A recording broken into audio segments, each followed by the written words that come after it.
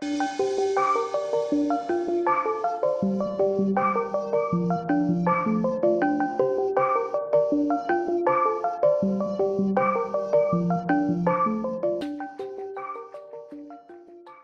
are the radical means of circulation of art outside of institutional bounds? And how has knowledge production from the so-called margins evaded the grip of institutional approval and thrived in DIY cultures, grassroots organizations, and community spaces? Here at Creating Interference, we're interested in thinking through the utility of DIY cultural production, ways we might disrupt traditional collections processes, evading the nation's grip in the process. What might it mean to think of cultural practice through the lens of free circulation, to think beyond the story, beyond the storytelling inherent in the official archive or the museum? Today, we're honored to be hosting interventions from Sepake Angiama, Lauren Craig, and Rose Nordin. Due to unforeseen circumstances, though, Rose is unable to join us today in person, but we will be screening a presentation of her latest project, Stuart, the publishing platform and design studio at Iniva. Lauren also has to leave us around 3 p.m, so we'll be screening Rose's presentation after the conversation between Sepake and Lauren. Sepake Angiama is artistic director of Iniva, the Institute of International Visual Arts, a radical visual arts organization dedicated to a program that reflects on the social and political impact of globalization.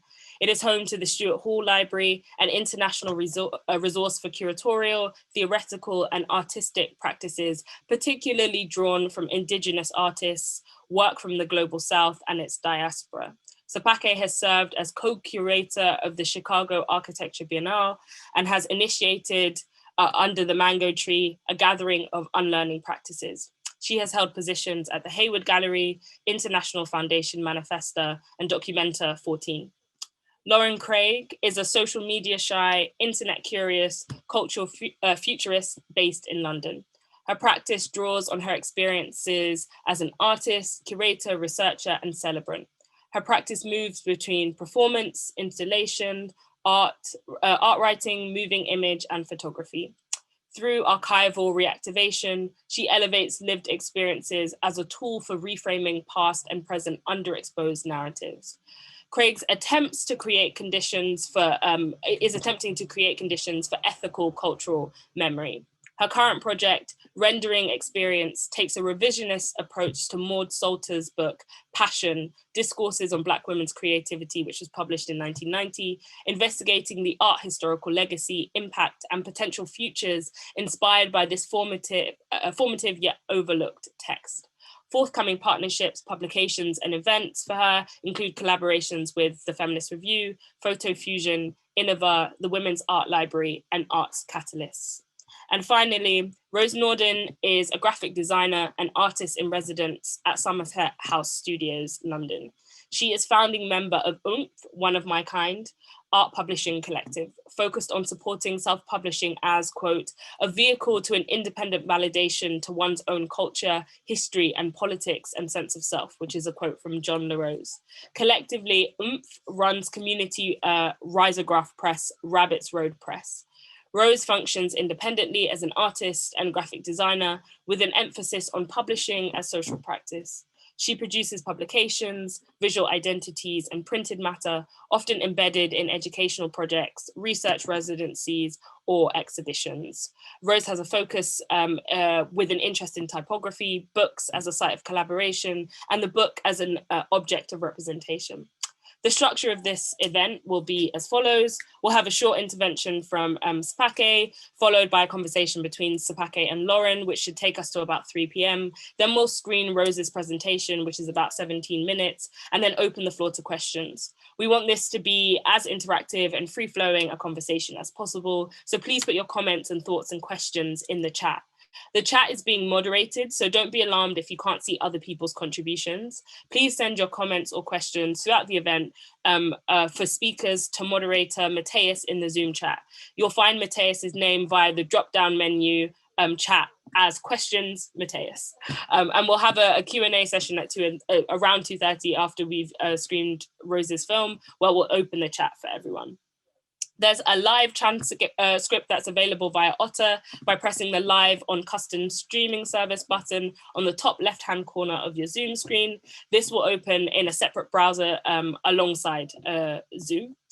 So representatives from Creating Interference and the British Art Network are here kind of backstage receiving your questions, and we'll be sending them through to our speakers and through me as the chair. They're also happy to respond to any questions about the networks or kind of associated institutions that are mentioned. So please do provide your email address and ask them questions. Finally, Itinerant Imaginaries has been made possible via a bursary award from the British Art Network. The British Art Network is a subject specialist network supported by Tate and the Paul Mellon Centre for Studies in British Art, with additional public funding provided by the National Lottery through Arts Council England. The network promotes curatorial research, practice and theory in the field of British art. Its members include curators, academics, artists, researchers, conservators, producers and programmers at all stages of their professional careers. So thank you so much for sitting through that very, very long introduction. And now I will pass over finally to Sepake. Thank you, Lola. Thanks for the invitation, and thank you, Rashini, as well. I am going to we're going to meander a little bit this afternoon in terms of thinking about itinerancy and thinking about imaginaries. I think the question that was posed to myself and to Rose, and now subsequently also to Lauren, was how can the archival experimentation help us question national narratives told through the work of Black artists and artists of colour in Britain? So I think firstly, I have to say, as being the artistic director of Iniva, I began in January last year. And obviously Iniva as an institution was known to me probably, I think I first went there around 2005 when it was in East London. And actually then it didn't have a kind of dedicated gallery space, but there was a small space that I witnessed an exhibition. And I remember actually there was a kind of celebration of the new building, of the gallery-based building that was designed by David Adjaye. And it must have been, I think, at Christmas time, because Jelaine Tawardros at the end, she was the founding director of Iniva, and at the end of this gathering, she was giving everyone a kind of model of the new Iniva building in a snow globe. And I remember saying to Jelaine at that time, I said, "Oh, you've been such an incredible director. Why are you leaving?" And she said, "I'm tired."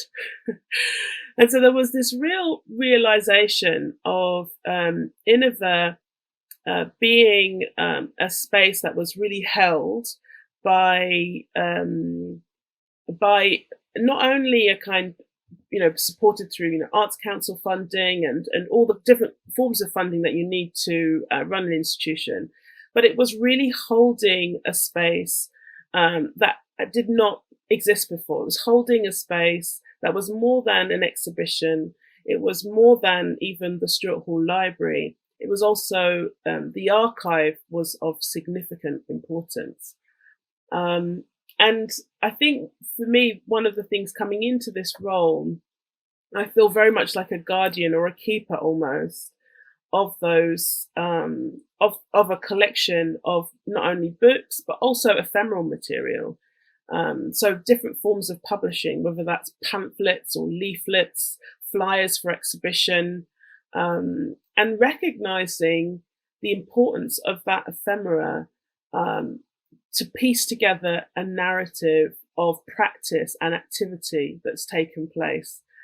I think the significance of that is that to recognize that Iniva, or the Institute of International Visual Arts, or actually it was called New International Visual Arts, I think that's initially how it was named, really thinking through this idea of new internationalism and what that could mean within the visual arts. But what I really felt was that that the significance and the importance of the archive and the material that was held within that archive, charting a narrative of practice, was that Iniva was set up very much because it was no longer possible for artists and educators and curators to hold all of this material in their personal homes, right? So what does it mean to bring together this activity into an institutional body? Because the activity that I'm talking about is very much a do-it-yourself or do-it-together activity, an activity of recognizing the importance of creative practice, not only as exhibition making, but to recognize the collectivity in creative practice, and that is a way of coming together. So when I started at Iniva, Melanie Keane, who was the former director, handed me also a number of relationships. There was also that recognition of care that was needed, because although Melanie had been there, I think, for 4 or 5 years, cultivating relationships, supporting artistic practice, there was actually also a strong need to think about, and I think this is where I'm coming to now, but to think again about what is it that brings us together? Why do we need to come together? What is that kind of collective action? And I've been outside of the UK for some years, and away from London actually for about 10 years. And what was really interesting, returning back to the place that I was born, was seeing this fervent collective activity that was happening outside of institutions. So thinking about within, but also without institution, what kind of activity is happening? Where is movement? Where is movement and flow of ideas happening? So one of the relationships that Melanie passed to me was Rose Nordin and the One of My Kind collective, working at Rabbit Road Press. And it was quite interesting because it was actually the proposal from Rose to establish a publishing platform as a way of coming together. I put on the back burner for a while. So I probably throughout last year, kind of moving towards this digital space, this idea of publishing and collective publishing, and specifically Black women collectives coming together and forming publishing, was something I was very interested in, and was somehow crystallized. This is why it's so great actually that Lauren is able to join us, was crystallized when I got to know Lauren Craig's interest and practice. Interestingly enough, actually, Lauren introduced a book to me that I didn't know of before. And this was, I think, a book that she'll talk about, Passion, Black Women's Creativity, that was published by Urban Fox Press. Now, I didn't know who Urban Fox Press was. And actually, to even find on the internet who was Urban Fox Press, it was quite difficult to understand who was behind it. And it took some conversations, some emails to find out that this was something that was set up by Lubaina Hamid and Maud Salter, and to the recognition of writing, of publishing, and of collating narratives and creative practice through publishing. Now, for me, that book has been completely enlightening in terms of seeing, what kinds of conversations were taking place, who was part of those conversations, what's the kind of activity that was taking place.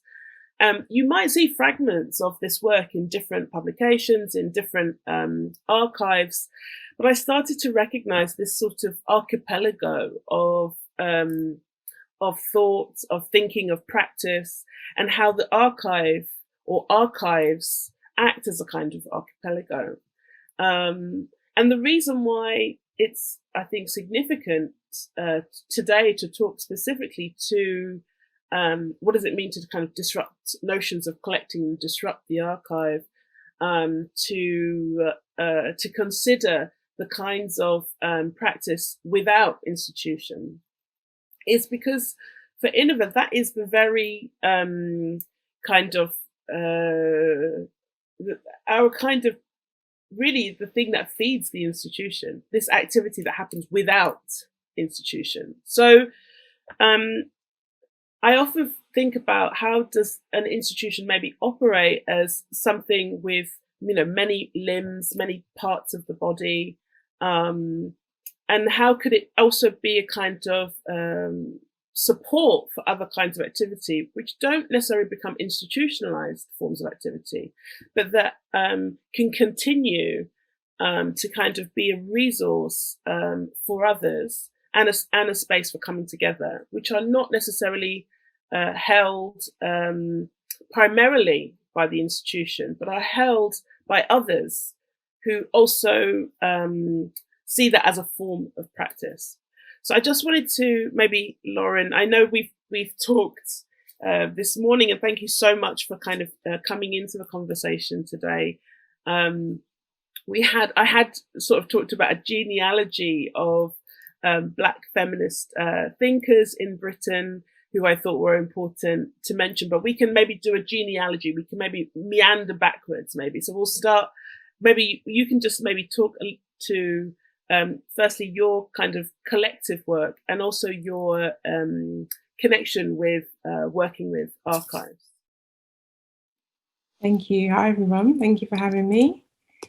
I think it starts really from going through the back door in terms of archives, and being thankful for those that kind of wedged it open. I think archives for me were spaces of intimidation, spaces that had rules and gloves, and were more, I viewed them more as kind of towers that were protecting, but not in a way to share, protecting in a way for that knowledge to be kept for only those that were invited. And so when I was introduced to the Women's Art Library, special collections at Goldsmiths, that changed. And I was introduced to the archive of the photographer Joe Spence, and started to look at more to do with health, actually, health and spirituality, and social ways of using photography as a autoethnographic means of researching self-identity and the relationship to our identities in the social world. I was lucky, I think, or grateful, I can say, to have met Althea Greenan, who's the curator there at Women's Art Library Special Collections, because of her mentoring of the artists by the artist Rita Keegan, who jointly collated the Women of Colour Index. And because of that, she led us, which was X Marks the Spot, a collective that I've been part of since 2011. And we looked together at the Joe Spence. And she introduced us to the Women of Colour Index. And she was like, you guys need to check this out. If there's anything else, if there's anything in this library, this archive, this box is for you. And that just opened a whole plethora of polyphonic voices, the amount of like multiplicity of narratives that were there, and felt almost as if they would been locked away, but differently, I think, in this sense, because the archive came from the Women's Art Slide Library. And slides are another thing that I'm just completely obsessed with, 35mm slides, not the ones on PowerPoint. And they grabbed me. really getting into having that chance to sit at the light box with those slides, that just pulled me in. And I just love their kind of jewel like sparkle. And I just think we're not able to make those colors anymore. But I was introduced to the slides in the archive at a point of crisis within our collective. It's difficult to work together and to find equitable modes of cultural production that are going to allow everyone to shine. And even with the love and support structure that we have, and now this year we'll celebrate 10 years, it's still tough in order to meet everyone's creative needs. And I was struggling at that point because I really wanted to find a comfortable way to be with the archive. And I think at the intersection of not actually being an archivist, but an artist and a curator, that kind of research intersection becomes quite precarious because you have your own desires, for me, inspired by the slides, and I just love them and want to show them. And then there's a kind of more of a curatorial route where you want to create the best environment for these things to be seen. But I think from an ethical standpoint, it's not your work. These are, the slides or whatever ephemera you're looking at are they're the fruits of someone else's labor, and finding that line between how you respect that and how you understand what's your desires and what you need to do in order for the work to be seen is something that is quite a difficult one, and something that I hope that I do well in order to respect the artist's wants and needs, I guess. Because Lauren, it's quite interesting and very beautiful to hear you talk about these slides. I guess coming from a background in photography, those slides would have had a particular interest to you. Can you just describe, just in for those of the audience who are not familiar with the Women of Colour Index, what was on those slides? What was actually being documented? So these slides were the portfolio. These were the website. The slides, they're, for me, politically charged because this was women taking their own autonomy, really, as to how they wanted to be portrayed. And these slides were contextualized in the archive only by an additional box, which is separate to the slides, which would then collect any ephemera from exhibitions, group, solo and group, and then any publications where the artist had been written about or had written themselves, which was prevalent amongst the Women of Colour Index. That's something that really kind of gave me a slap, as well as encouragement. Why aren't you writing? Why aren't you writing about the people that inspire you? Why are you not helping those to contextualize their work? Why are you not... Only way I can explain it to you is to say that with the book Passion, for me, it's almost like it's in hieroglyphics. It's almost as if like it's a time capsule, that book, for me. And that the people who have written in it were writing for us to find it later. And so to have that ability to project, that kind of revolutionary ability to say that, to construct something that will be a roadmap in the future, for me is just mind-blowing. And I kind of really am inspired by both the slides, because I think they do that in a visual way, politically, and also Passion in terms of writing, because I think that if we can pool our resources and our knowledge now in a way that allows us to paint the future, the near future, the present, then we can create like an ethical forward thinking or an ethical projection, really, of what memory will be for the future. And I think that's what I find, that's the inspiration I find in archives. So it allows me to map out where we've been, but also to imagine where we can go, and not to allow ourselves to be constrained by what is present. Because I think that the type of imagining that had to happen to accomplish a book that took 10 years to publish at that time, yeah, it just gives me a bit of a slap to say, like, get on with it, do what you can do now. But I can only imagine the difficulties that may have come in those 10 years. But I'm forever comforted by the power of the collectivity of that book. And now mapping the trajectories and the ongoing relationships of the women in that book makes me feel like there's more to be done in terms of bridging the gap between that generation and the firecrackers that are coming up, you know, and kind of trying to, yeah, to orientate that bridge and to navigate that, because I feel that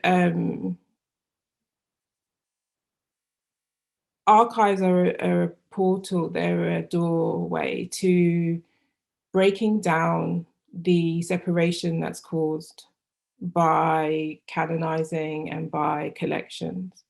And what I mean by that is that there's almost a divide and rule in terms of those that have been collected, those that have been archived, those that have shown here, there, and are affiliated with so-and-so institutions, compared to those that have not. But every artist is at the stage of have not at some point. And most artists are at that stage for too long, eternally emerging. And I think that, yeah, archives, because they lend and lean towards a more kind of almost academic setting. You can cite and you can reach out to people that you may not be able to do due to pecking orders and due to, yeah, I guess your career and status. And I think that, yeah, that's what archives allow you to do. You can cite and you can reference and you can align yourself in some ways. But yeah, I also just think that it's not enough. And what I feel I take from books like Passion, I guess, is not to reinvent the wheel. And I think the collective liveness of today and other projects that we work on in that way is the way to do it, to come together and to pull that knowledge, is a way to, to bridge that gap, a way to move away from just citing in an academic sense, but being together. You know, you inviting me onto this platform is the beginnings of us being together collectively, and that allows us to start building the structures and the support networks that we need to get the work done. Yeah, thanks for that. I mean, I was just sort of, I mean, you touched on a number of different things that I want to kind of come back to. I think one was, I think Lola read in your bio also about this idea of ethical cultural memory. And I guess I was curious around the ethics, I guess, around cultural memory. The reason I asked this also is because at Iniva at the moment, we're thinking very much about the kind of ethics that not only preserves the institution, but ethics that also can speak to the right to freedom of people. And so, and the reason why those two things kind of come together, as you've seen, like over the last year, there's been a number of grassroots movements that have had a direct impact on not only cultural institutions, but cultural institutions being potentially a site for where certain subjectivities are held and carried. And so I guess, yeah, I would love you to sort of speak more to this idea of ethical cultural memory, and if for you, within that as a form of practice, whether that is for the protection and right of the artist, or whether it also speaks to the institution as well. Yeah, big question, Sepake. I think first and foremost is about the protection of creativity, and that as a given right, and the expression of that as a given right, and that's first and foremost.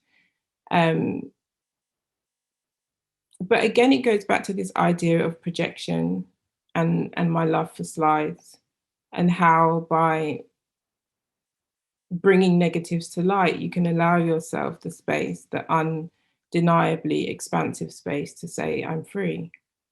And I paint this future for me and those next to me and those who will come next after them.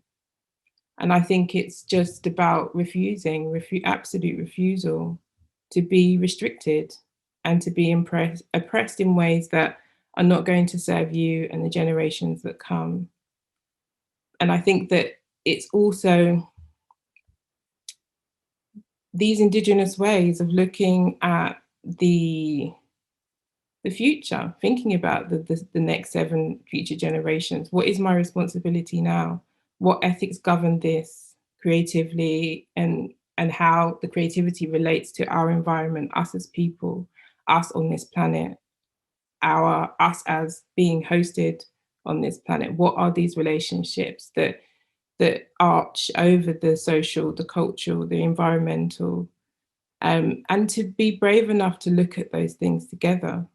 I think that we become afraid when we start to look at things from an institutional point of view, because we allow ourselves and our thinking to become compartmentalized and to be looked at in departments. But this is about interconnection. This is about us being at those intersections and being able to say that I can't talk about this without talking about that.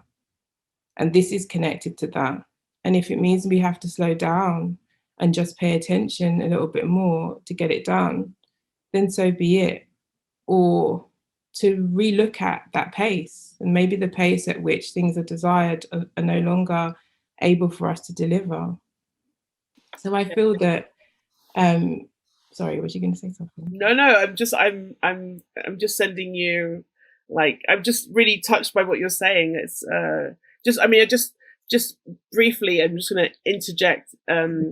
Just sort of a conversation I was having actually yesterday with a young architect from Tonga, and she was sort of talking about, because I think what you're actually talking about is a kind of a process of decolonization, a process of unlearning and unraveling and undoing.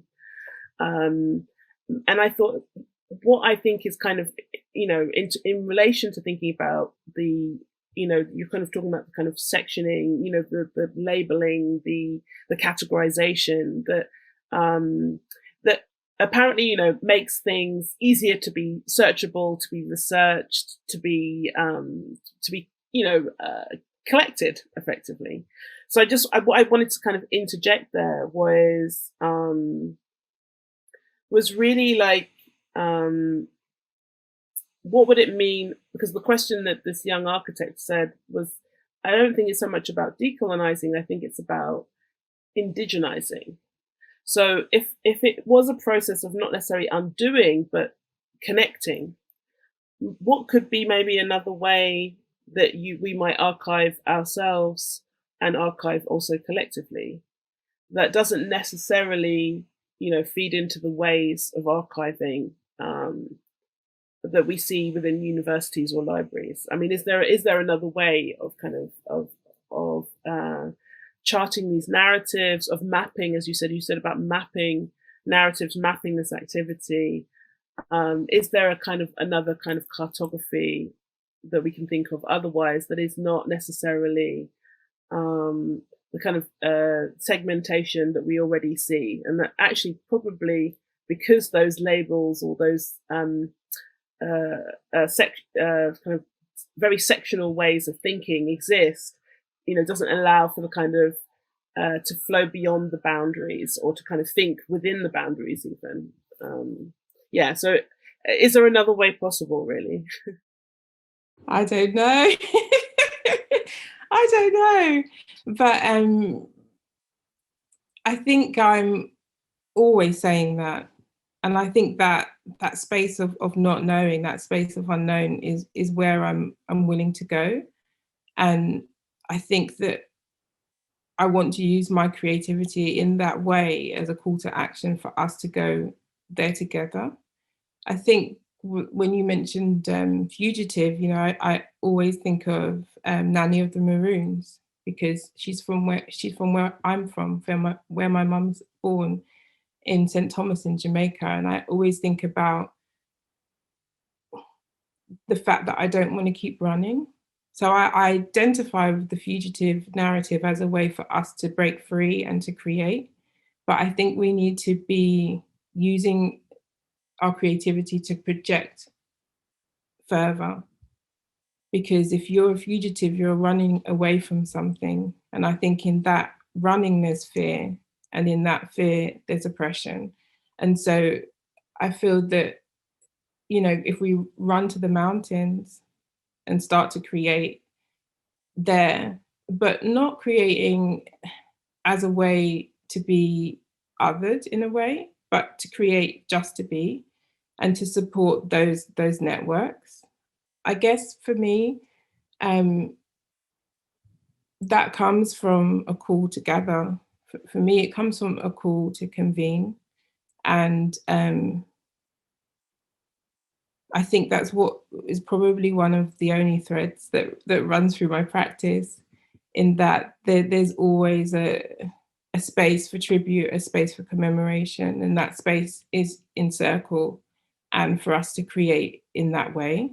I think that feels most human and most natural.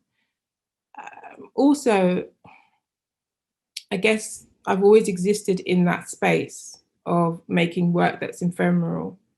So after photography, I started to work with actual real flowers, like cut flowers. And I brought about the term floral installation to talk about these large scale offerings as a way to disrupt and infiltrate commercial systems. And I think that,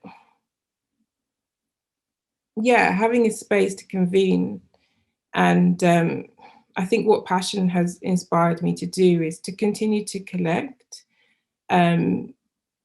multiple voices in ways that create more by being heard. And I think that there's an incredible power to that book, and that in conversations just about it, there's a really intergenerational response, and pretty much everyone I've spoke to about it wants to speak to that book and speak to creativity. And I guess I'm just now coming to that point where I'm bridging that gap to speak to those that are actually in the book. But there's already over 50 women that are wanting to be involved in a project that has something to do with it. So I think it's about testimony, creating the spaces for us to talk openly and to be supported intergenerationally, and to be open. I think it's about a sense of openness. But most importantly, it's through celebration. Yeah, that's wonderful. I'm just wondering about, because we're sort of talking about, in a way, we're sort of talking about the intergenerational. So, and also thinking maybe in that relation about the ancestral, because it might, it might also not necessarily be about the presence of bodies, but it might also be about, thinking through those that have gone before. And as you also say, thinking to the future as well, and thinking, 7 generations. So thinking way beyond this moment, and how, the archive in some ways is, yes, it's embodied in many ways, but it's also carried, maybe through different bodies. Maybe it's like, it's really about how do we tell stories and how do we retell those same stories as well. I wanted to move on to, well, firstly, I think I'd like to move to your project, Her Stories, and then I would like to move to the Her Stories Shelf Life project, which we're currently working on together, the research project that looks into Black women and non-binary artists and collectives.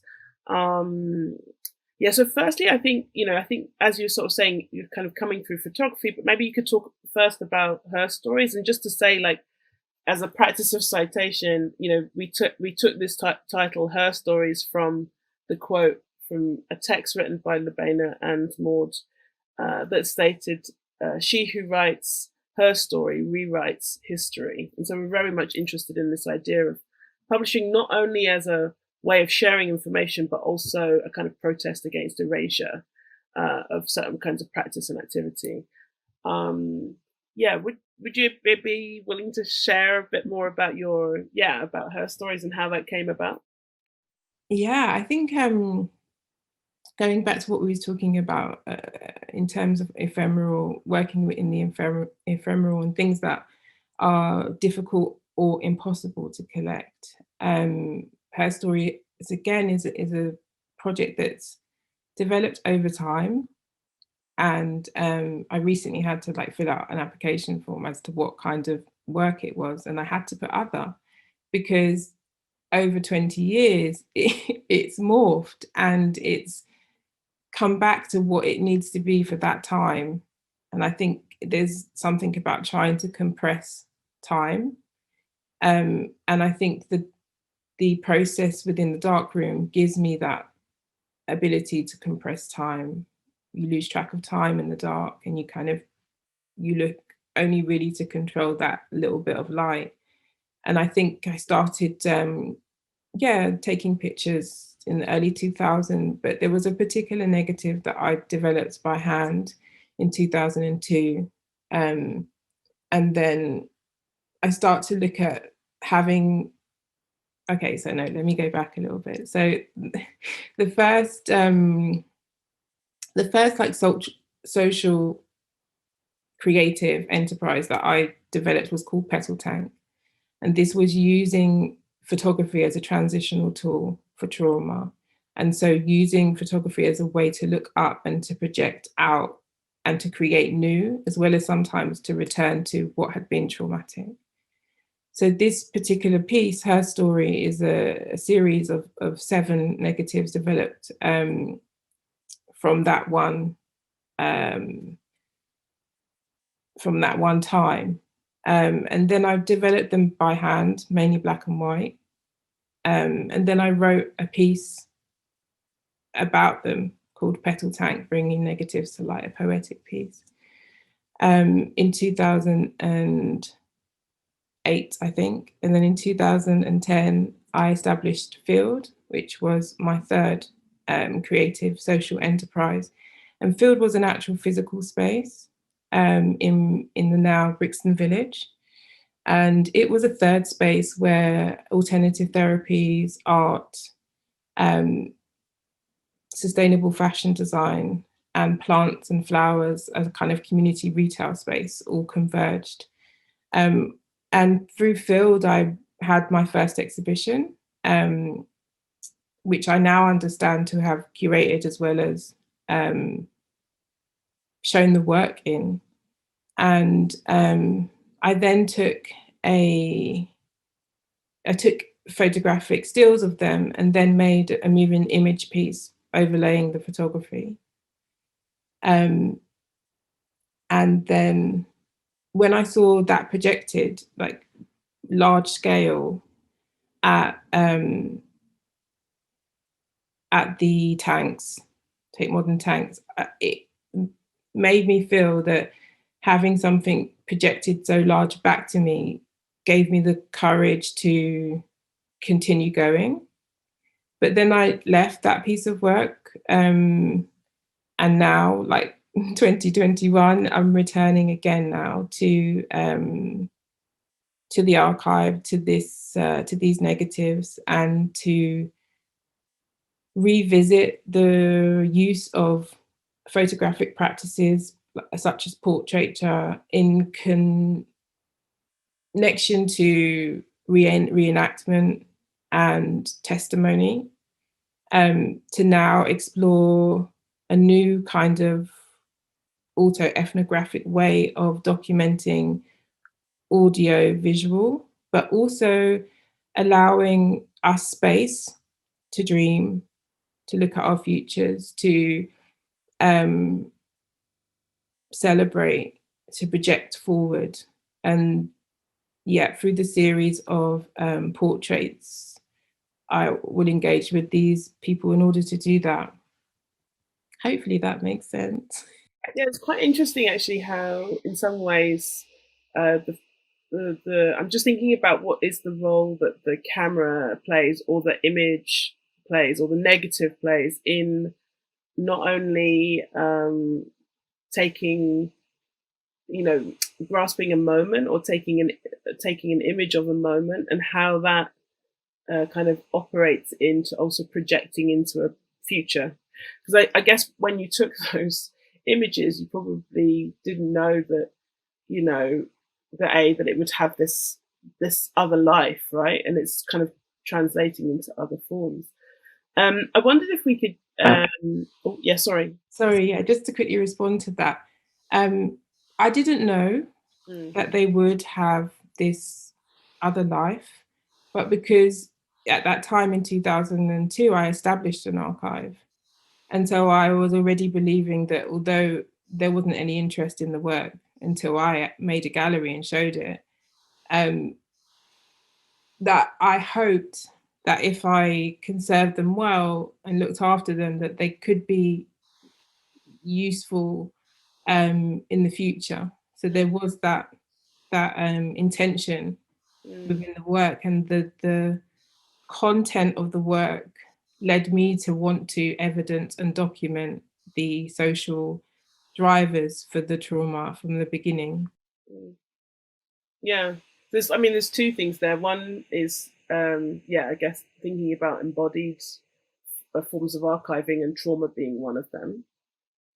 And I think that the second is really that the archive, or at least when you establish the archive, that it was not about necessarily a documentation of the present moment. It was about thinking into the future. So that's two interesting ways of kind of thinking about archive.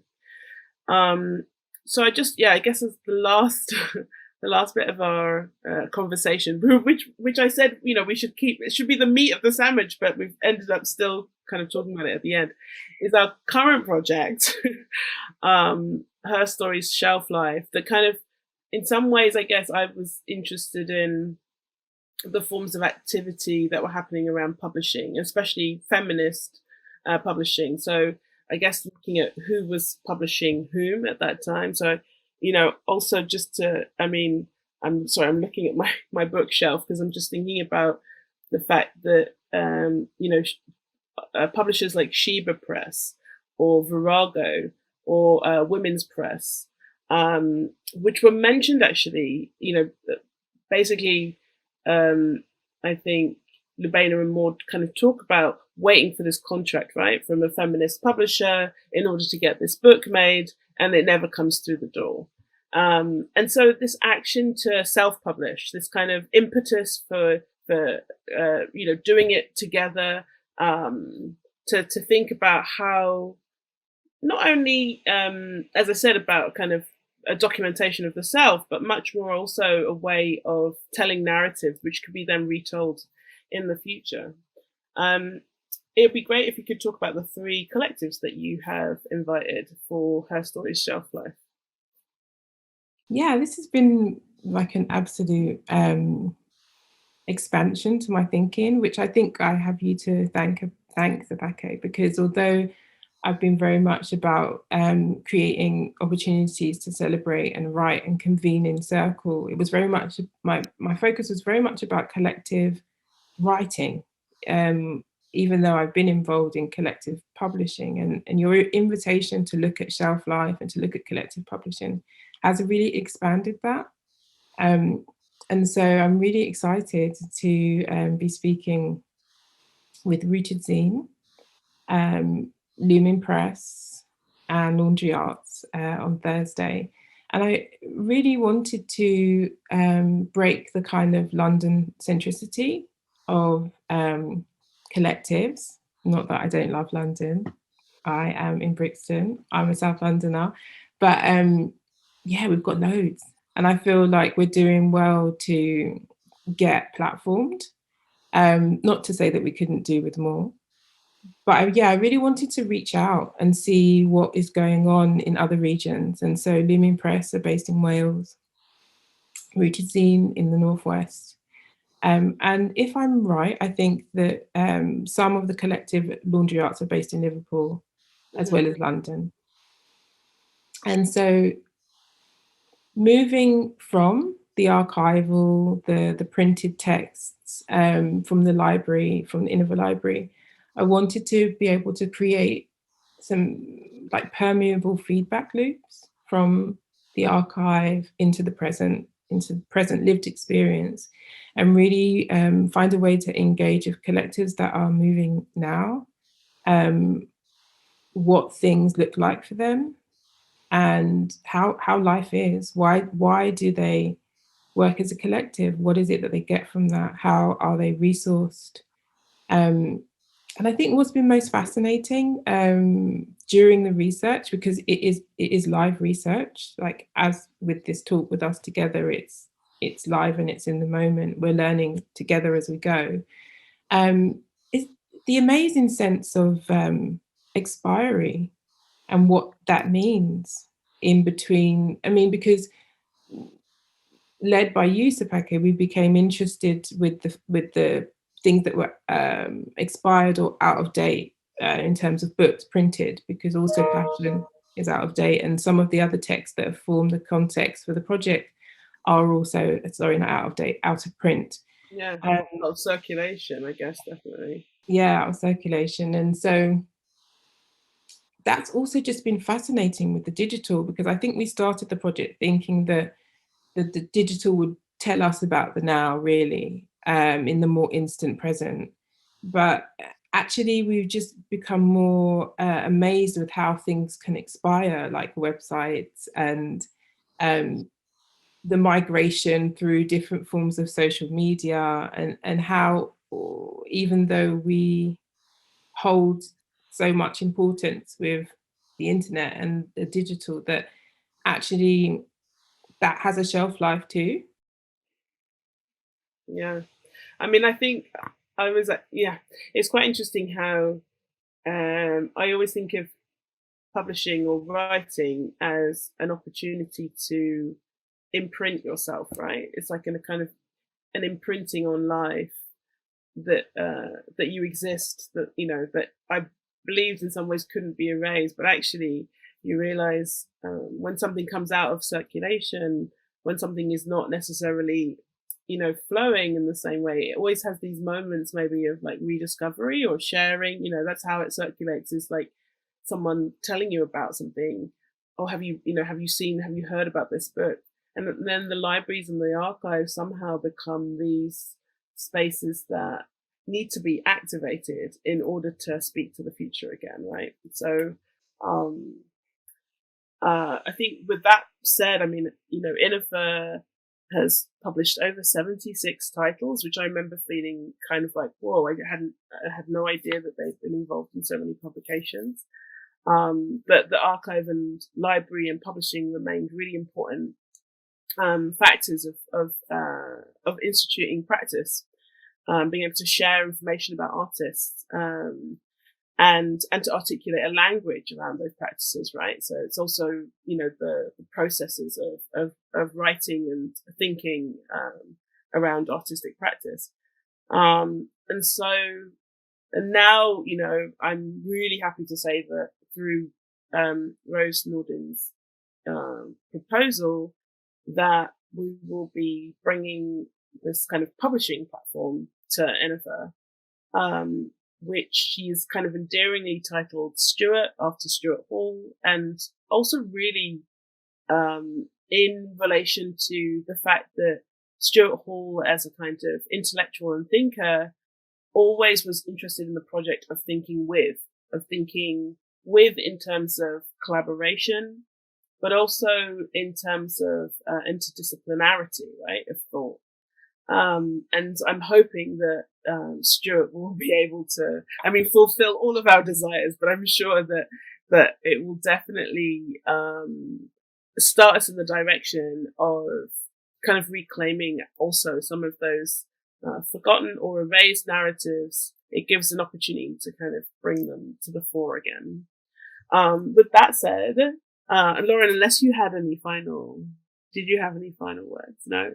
I want to thank you. I mean, it's been so beautiful to speak with you this afternoon, just to kind of hear your extended thoughts on ethical cultural memory, on really this idea of also, I really love this phrase that you said, like going through the back door, like this idea of like how the ways in which we move in and out of institutions is also really interesting, right? Especially for women. And I think that, thinking through ethical practice, which is in protection of creativity, is also something which I think is also a sentiment that I will definitely take away. It's not only about the preservation of instituting relationships, but also the preservation of creative thinking and being together. So I would like to see if we're ready to watch the presentation of Rose Nordin. Thank you. Absolutely. Thank you so much. It was so wonderful to hear you both kind of bouncing off each other. And I've taken so many things away from your conversation. I won't talk too much. Now we're going to screen Rose's presentation about Stuart. And I think a lot of Rose's work kind of is really connected to what you were saying at the beginning, Sepake, about not being subsumed by institutions, but rather having this kind of like dynamic relationship to them whilst you attempt to cultivate a publishing process or a publishing environment that is ultimately grassroots, collective, engaged with people as they're living, right? So I'm just going to share my screen and get Rose's presentation up. I will say I'm going to chop and change it a bit because I feel like there's important contextual information at the beginning, and then we'll go, I'll skip to the bit where she starts talking specifically about Stuart. Hi everyone. So today I'm going to be introducing Stuart, which is our new publishing platform at Iniva. And I'm going to start just by talking a little bit around my practice and my relationship to Iniva and Stuart Hall Library and how this project came into being, and a little bit of our thinking on the concept of it. So to start with, I'm an artist and a graphic designer. I work mainly in print, with a focus on publishing as a social practice. I'm interested in the publication as a site for collaboration and documentation, and I'm also excited by the wider kind of aspects of the environments or the spaces in which publications are housed. So a lot of my work kind of engages with libraries or is quite active in the print space, or the kind of bookmaking space. And in addition to that, also I'm quite active in like publishing fairs and like small press zine fairs. In fact, that is where I first started publishing, or self-publishing, and where I met my zine collective, One of My Kind. And we were individually kind of hosting zine fairs in our like local areas, and then came together at like larger fairs quite often. And then from there, we decided to publish as a collective, as collaborators. And we're made up of myself, Sophia and Heba Lamara. And kind of across our collective, we're kind of engaged in research, illustration, and graphic design. But then we sort of have a wider network of like collaborators who participate in a lot of our events or our think-ins or our fairs, they're kind of spread across multiple creative practices and like participate in a lot of conversation with us, inform our practice. But I suppose this was sort of our starting point, but we went on to publish or to kind of engage with projects as resident artists, as kind of workshop facilitators, and as designers or kind of content makers for other publications. And we still collaborate, but our focus at the moment outside of publishing is our printing press. And this is a residency space that was offered to us maybe 4.5 years ago. And we've been running a risograph printing press in a space that was quite significantly a former library.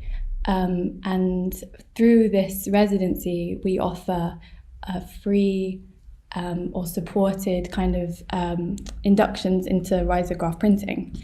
And what our incentive is, or what our goal is to create a new library within the space made up of content from local people. And the space is really, it's really active in that anyone can use it as like a studio space. They don't have to necessarily engage with print. It's sort of trying to foster a culture of like an open art school, and also kind of just the social element of meeting over the publication or in the print room in the studio.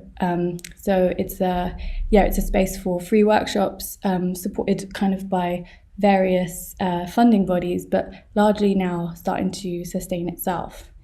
And this project, it's got a nice little link to Iniva in that the previous director of Iniva, Melanie Keane, this was when this was a library, this was her local library growing up. So she always had like a really tender relationship with the space and was very supportive of us and engaged with our work. In fact, I believe that Iniva maybe, or Stuart Hall Library, maybe the only space with the full like collection of OOMK zines in the archive, which is something I don't have personally, so it's nice to know that they're safe there. And throughout sort of lockdown, so we're operating kind of we were operating on a fortnightly basis, like open to the public. It would vary, sometimes full weeks open for summer schools or winter schools. But during lockdown, we were able to respond to like our closure and made these packs out to post to people, to then post back artworks that we could print and deliver back to them. And it's kind of a nice example of like the DIY aspect of our practice, where we have kind of the space, autonomy, and now a kind of growing collection of like print equipment that means that we can respond to needs in the way that we feel fits like our community. So this felt like a really successful and quite like immediate response to everything that was occurring. And once it kind of had moved to Chelsea, I was interested in the idea of engaging in a publishing practice that embodied like the essence of Stuart Hall as something of an homage to his character, in addition to kind of it being a publishing and design studio in a traditional sense for a gallery space, dealing with the identity and sort of the necessary outputs that a gallery requires. I was excited by how the librarians really engaged with the original pamphlet that we made together, and how there was just so much collaboration and like joy in the production of that. And so in addition to kind of the more necessary kind of publishing or design work, I was excited by the concept of bringing in Stuart Hall as this figure, or as this like ancestral voice that informed the praxis that would be the design work, and how there was just so much potential for publishing not just kind of these finished catalogues or works from like investigations or programming at Iniva, but kind of the smaller little details, conversations, and like potential ephemera that could come from all the many facets of the space. And so this would be kind of embedded in a new visual language for the space, and also multiple printed outcomes of unimaginable forms now, but really responsive to the programming in the space.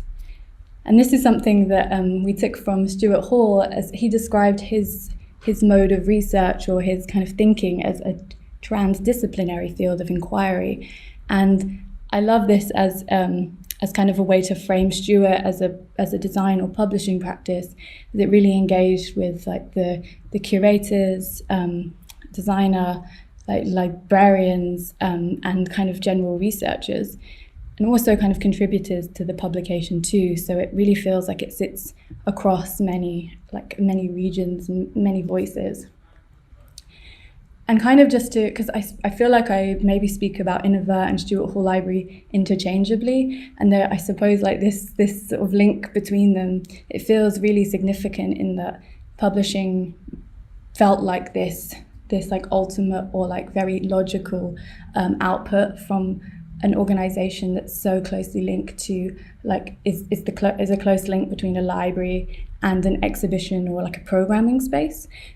And so like one relationship that I thought was really beautiful as an example of this closeness of a mode of production is that the resident artist draws upon the library and the content from the library or the archive to produce new work and new programming for Iniva.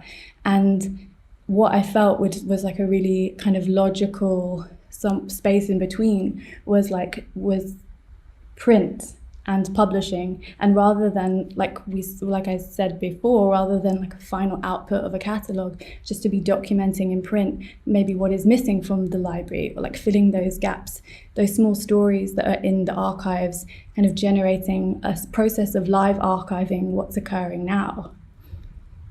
And when we consider these two spaces that sort of overlap and interlink all the time, consider how Stuart Hall framed this like interdisciplinary style practice where meaning arises from what is shared. And we were looking at mapping Iniva with all these small islands that make up one larger archipelago and placing Stuart within this.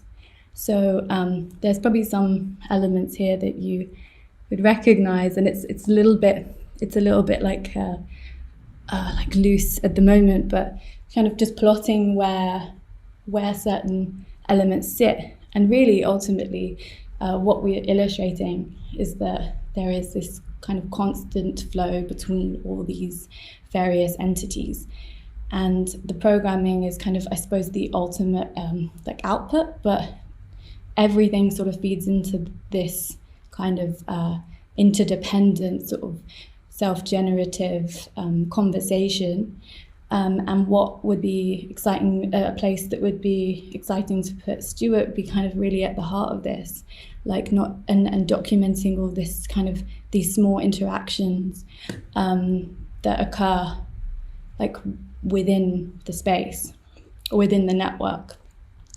And what I also think is important to note is that not everybody, or like the majority of the people who make up the identity of Iniva are also sort of just the general public, like they are users of the space as well as those sort of directly involved, or they've come from being sort of in this more like distant orbit to come closer.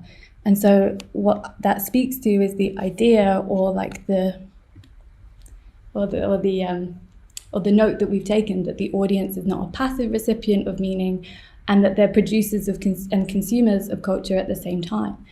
And this taken from Stuart Hall, we really liked the notion that our audience and our consumers, you know, they're also just us and our peers, and how to kind of really emphasize this in our publishing. And what was like particular about, you know, the space of the library is that the library is a reference space, so it's not necessarily available for content isn't necessarily available for circulation, and programming is temporary. So the idea that we would be circulating publications felt like a new sort of energy. And amongst this huge network that we have, it felt like there's plenty of energy for that to occur, but lots to think about in terms of how to make it function in a way that's healthy. And we're going to be looking together in the reading group at this essay by Clara Lager around publishing as bloodletting. And loosely, kind of, she speaks about the circulatory system of publishing and the lifeblood that are the publications, and how to have like a healthy body, there needs to be this energy and this flow. And what often occurs in academia or in libraries is this coagulation and this like stationary, stagnant kind of blockage. And so to prevent that, I think we were thinking around ways to borrow from DIY culture for using the community around us, working with like affordable materials so that everything is easy to reproduce and to produce at large numbers. But it kind of led me into like a little investigation into the idea of book bootlegging and piracy. And there's a project by Eva Weimer from And Publishing around piracy. And she lists the types of book piracy. There's quite a list that she has of maybe like 5 or 6 styles of it. And the ones that really kind of spoke to me as styles to encourage were that of recirculation and reproduction, which would just be like very direct sort of printing out PDFs or photocopying and reprinting publications, which would mean all content would have to be copyright free or encouraged just to be printed or available to be downloaded as PDFs. And then also the transformation or the modified, which I think is sort of more exciting because it brings in the idea of the audiences participating and adding their own voice. And there were some really lovely examples that Eva kind of talks through for the Piracy Project that feel like they encourage or they allow a lot of freedom. So one example she spoke about was that in Peru, the bootlegging of publications is very common, and it's not unusual to find even publications that are autobiographical, like stories of lives having been bootlegged and reproduced, but with chapters added by by the publisher, with no credit to themselves, just like a modification of a publication that doesn't necessarily have any kind of context or incentive that is apparent to you. And then there's also just the recirculation or reproduction with slight modification in academic publishing. And this I found across like many examples and countries, but predominantly China. China has like a really strong culture for academic bootlegging, even shops that sell only bootlegged textbooks. And what I really liked about her investigations were that certain publishers or certain shops that would engage in this, they would work to make the publications as like beautifully kind of true to the original, but affordable, but also maybe with slight modifications that just meant it was, a percentage smaller, so it was easier to carry around in a bag, or it was, slightly smaller, so it was additionally like more affordable to purchase. And so even universities kind of across China, and I feel like this culture was something we found that I found in Malaysia too when we were researching publishing there, was that it's as a way to engage with textbooks. That was kind of for a lot of people the only way, and even universities are still purchasing textbooks from these spaces, which I think is like created its own culture, and it's allowed for healthy circulation that I think is something that we'd want to encourage through workshops or some kind of like program of sharing and inviting people to participate in text in new ways. And then finally, I think we were really excited by the idea of marginalia. Susan from the library, one of the librarians, spoke about this example of Stuart Hall And his publications within there are some notes in the margins written by him. And what I love about that is that the publication just isn't finished, even though it's his own, and he's still annotating and making comments within it. And I think typically in modern design, there's little room in the margins to invite additional annotation. And in this example that Mindy Sue shared on the Cyber Feminist Index is of the Talmud, it's kind of a documentation of law in Judaism.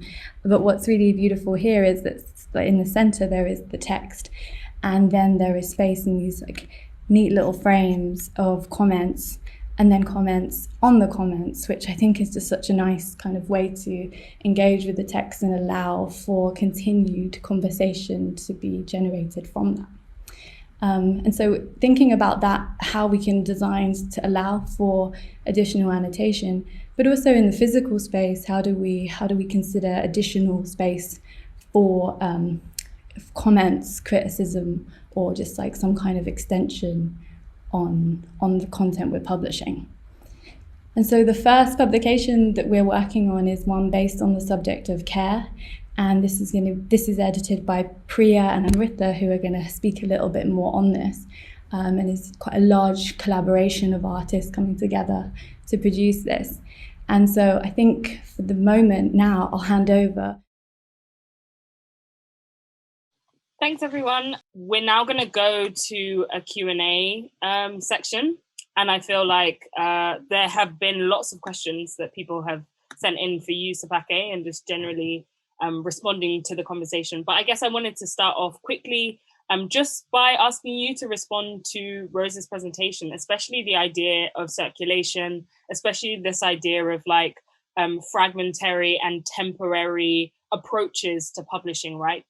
So that we're not thinking necessarily about things that might exist forever. We're thinking about things that constantly are moving between different hands, essentially. I wondered what you thought about that idea in relation to kind of DIY culture. Yeah, I mean, I think, Rose probably puts it much more eloquently than I will. But I recognise, I guess, the need within institution to also house DIY strategies and activities. So that's basically what Rose has kind of been, when she's talking about kind of bootlegging, or even the bloodletting. So this idea that the archive and the library are places where things coagulate and they have to be activated, right? In order for them to be able to flow and for those ideas to circulate again, because they, as a library of stagnant objects, they're not really serving anyone. But in order for them to resurface as useful or to find their use value, they need to kind of have these potential modes of reproduction, which can, that are circulatory. And I think that's kind of, especially with, I thought it was really interesting, this also that when she was talking about bootlegging, how the academies that also end up using the same mechanism that I guess they should probably, not legitimize, right? But that just kind of shows its kind of significance. The other thing I thought was really beautiful was the way in which the kind of annotation or the way of someone kind of writing on something that's been written, so how you kind of add to the conversation, is something I've been thinking about a lot. And I haven't quite worked out how that could be somehow a mechanism within the library, but I feel that it's important to almost have those multiple dialogues somehow represented. But that's something, I guess that we haven't. I mean, even, sometimes when you go to a bookshop and people kind of just write a comment of why that book is significant to them, it's always really interesting to hear those other voices, right, in relation to text. But yeah, I think that's what I love so much about that concept of bootlegging is that it's showing us that things can be had for free, right? That books and all of these spaces, museums or sometimes institutions that are walled off can be opened out and kind of parceled out in lots of different ways. You can just kind of steal things, which I think is an important, methodology if we're thinking about collective practice, or if we're thinking about, a culture that is accessible at the point of need. It needs to be free, it needs to be open, and it needs to, as you said, allow for people to build on the work, either via annotation or just through the kind of continual giving to a text, expanding it out in lots of different ways. I'm going to move. I will say that the chat is now open for all, so please do paste your questions in the chat about any element of what we've kind of discussed so far. There's a question from Martin that says, Lauren and Sepake spoke about a sense of generational responsibility and intergenerational continuity and connections. Does that sense of a future depend upon a sense of a past, or is it wholly future facing?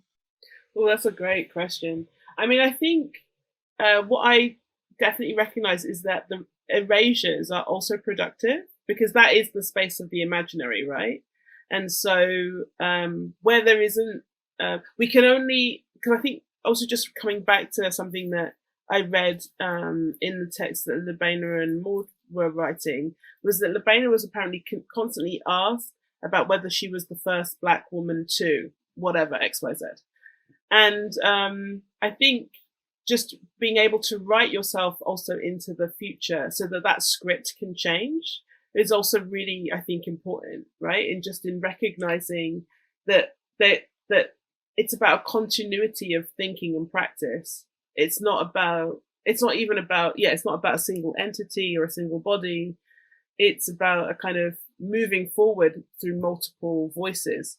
And the difficulty of that is something I think is not primarily just about the academic, but in our citation practices, within academic citation practices, there is this notion of being able to cite a name of a person, something being published at a certain time, even what edition of that publishing was it, So, and something that actually that's been happening to me, I don't know if it's been the same for others through the last year, because our conversations have been mostly via Zoom, there hasn't been like an association of specific site or place. So all the kind of conversations start to roll into one. And so that that practice of citation becomes like, I was having a conversation with someone the other day, but it's hard to almost kind of create the context of where these different practices are arising from.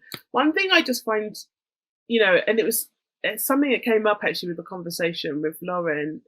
But one thing I find really interesting is how ideas surface and then how they become, that people feel that they own those ideas also, that they kind of take them on as tangible ideas that they can work with at a particular time. So we didn't really get onto this, but just I think for me, the kind of the formation of like new social and political, imagination definitely is something that I think is at the moment universal, just because of I believe that we've gone through something that the whole globe has experienced, right? So through this kind of moment of pandemic. But the thing that's that really I'm really kind of wrestling with now is why certain geographies or narratives from certain geographies are more prevalent or circulated more than others. So just in terms of that, question of like, which are the ancestors that we find, or ancestral voices that we kind of listen to, like the amount of times you see like Audre Lorde quoted to you, sometimes even like it's got to a point where actually sometimes you don't even need to know that it's Audre Lorde, because it's Audre Lorde because it's been quoted so many times, right? So it's just also that aspect of like and there's also something I wanted to kind of touch on about the unquotable or something, or the thing that you cannot actually even cite as well, but is somehow embodied and somehow agreed upon, I haven't kind of clearly come to that, but it's something to do with collective experience and a moving on of ideas and thinking. I think also like we find at that point of collective experience, we find ourselves at a juncture where we understand that things can no longer remain the same, right? Things can no longer go back to how they were before this point of collective experience, if we're talking very lightly about, you know, the horrific things that people have experienced across the world. And I feel like that calls us to rethink structures. It also calls us to do that work of, like, that Stuart Hall advocates, which is reconstruction. How can we think about embers? How can we turn them into something, you know, meaningful, into something that might, you know, better sustain our lives, better sustain collectivity, relation. And thinking about that, I feel like that's what DIY, you know, cultures embody in that sense. They embody that continual reworking of relationships, or that continual reworking of collective working, collective being, essentially, because you're always on the fringes, you're always on the side of erasure, you're always, you know, at a risk of being forgotten about. And I like you said, I feel like there's something there, right? There's some kind of potential or some power in rejecting the narrative of the institution, which is always the narrative of the nation, which is always, you know, the official story of how Black art comes to be, or the official story of how whatever, you know, thing that we're talking about has emerged or formed. This ties in maybe really nicely to another question from Martin as well, that says, Sepake highlighted the internationalism, which was a vital element in the origins of Iniva and embedded in its name. What is your sense of how that term may have changed in its significance or meaning since 1994? If internationalism represented a sense of freedom versus the nation, has that relationship shifted? I think it's shifted hugely. I mean, even just in terms of how we describe ourselves, because I think there was a certain point where the term international was used to also indicate a kind of dual heritage, or to say that I'm born of this place, but I'm not of this place, right? And to recognize the huge migration narratives, diasporic narratives that move peoples from one place to another. And then I think when people think about the word international today, just bearing in mind 1994 would have been before, like, you know, big institutions like Tate Modern were set up. There is a sense of, let's say, and maybe I'm wrong in thinking this, but that there is a kind of internationalization of contemporary art practice, where you can kind of pick up certain forms of practice as international, and that are part of a kind of biennial circuit and are collected by national museums. So that a national museum within their international collection will have certain artists, like, you know, picking certain artists from different parts of the globe. I think the kind of new internationalism that Iniva was pointing to was twofold. I think one is very much related to a kind of politics of struggle and emancipatory practice. And I think the other is very much related to, you know, the problematization, let's say, of what is this thing that you call Black art, right? So I think, although these questions continue to resurface, I think that the forms of practice have radically shifted. Not that the topics have. Some of the topics, like when I look at the work of, you know, Keith Piper and Donald Rodney, it's like that work can be made today. It's still speaking to situations today. So sadly, you know, a lot of those political situations haven't shifted at all. But I do think the political strategies have. Yeah. Absolutely. There's a comment from Rashini, and she says, on that passing on and stealing things is part of the practice of marronage. I'm also thinking about My Name is Red Orphan Pamuk, about autographs and Islamic miniatures, chronological Islamic time as being different from the Western invention of copyright, single-authored original objects, and the authentic singular object as unique and collectible. And we have another question from Nick. who has said, so many of the copies, actually, I'll read out the whole kind of thing because it's quite lovely. Nick says, it was wonderful to hear Lauren talk about the importance of passion and how you're connecting with others to engage with it now. I've heard from many younger artists and writers about the effective experience of finding out these books exist and finding a window into a world that hadn't been part of their education about British art and literature.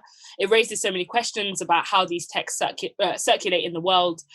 So many of the copies in academic libraries and special collections, or selling for like £150 online, have been de-accessionized from public libraries and school libraries. I wonder how these text ideas and creative practice are being erased from wider public access. Could Sepake or Lola speak about strategies for making this visible to young people and who aren't already aware of things like Iniva or the Women's Art Library or maybe the Feminist Library? Yeah, I mean, gosh, I mean, I have to say that, I mean, thanks for that question. It's a huge, it's a huge question. And it's partly for me, it's related to how do you reproduce knowledge, right?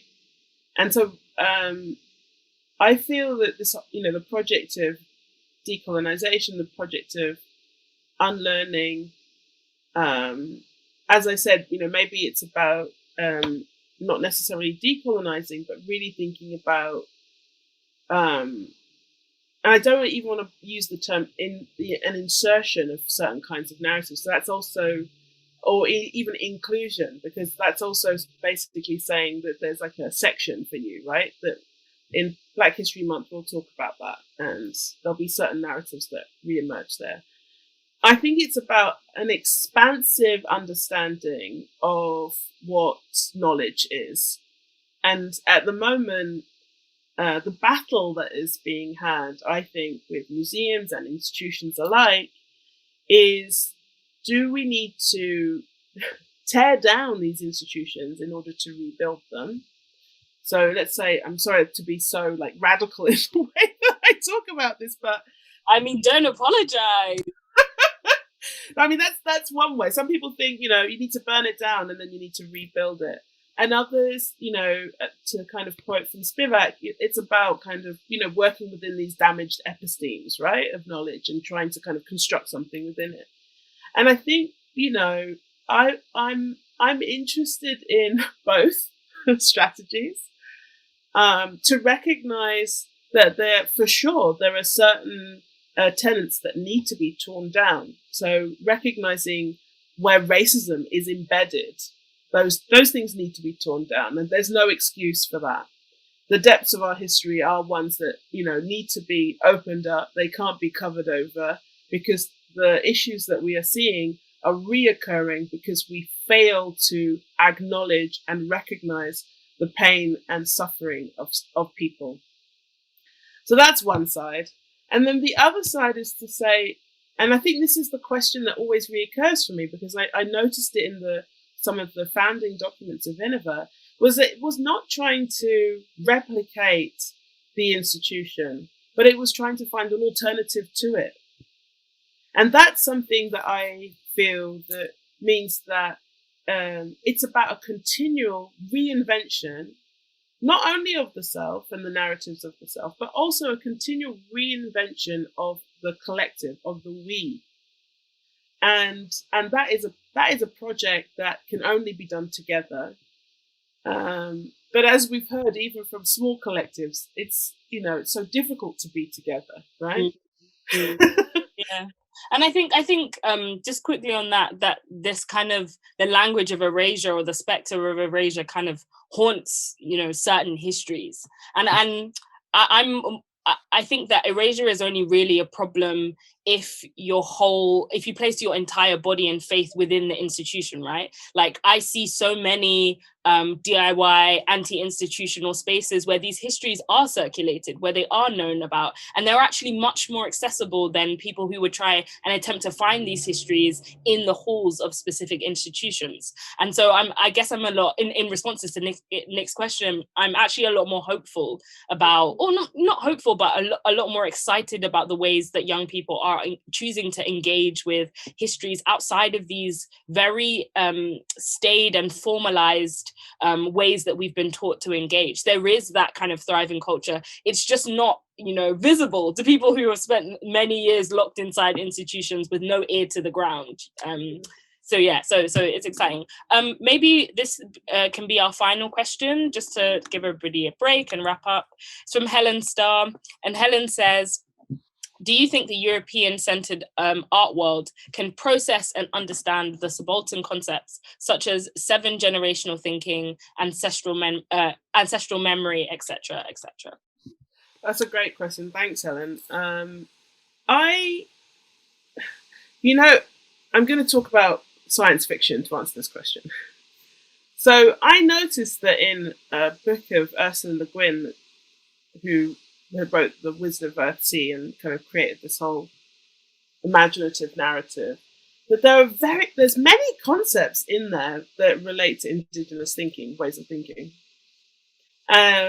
Now, if we can accept science fiction, why can we not accept indigenous thinking? And actually what we're realizing, or what we're seeing, especially in the universities, is that there is this return to something that was initially excluded, or at least was observed at a distance and thought of like as scientific. But now there is really a kind of move to thinking about how do we embody certain ways of thinking. Like, for example, this idea around connectivity, when people talk about in the protests that were happening around, oil pipelines going through certain landscapes, and people were saying, I am water, like with identifying with specifically, with non-human properties. So these questions, I think, of whether we're ready, we need to be, because the environment, is collapsing.